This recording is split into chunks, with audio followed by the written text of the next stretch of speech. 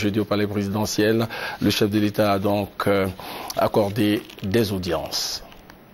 Première audience au palais présidentiel ce jeudi 7 mars 2013, celle que le président de la République Alassane Ouattara a accordée au conseiller Afrique du président français François Hollande.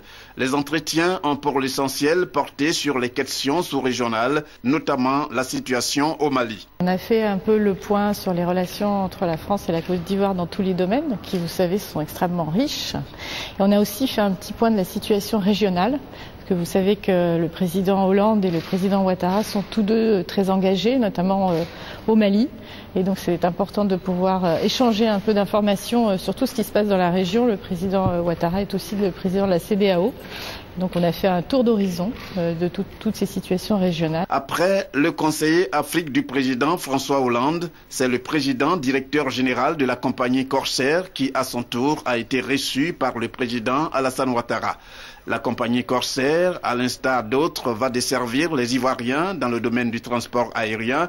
C'est dans cette optique que son président directeur général a échangé avec le président de la République de Côte d'Ivoire, Alassane Ouattara. Je tenais à souligner l'accueil excellent des autorités ivoiriennes à la compagnie Corsair, toute la grande coopération dont nous avons profité, l'efficacité et la réactivité exemplaire de toutes les autorités ivoiriennes, à commencer par le ministre des Transports.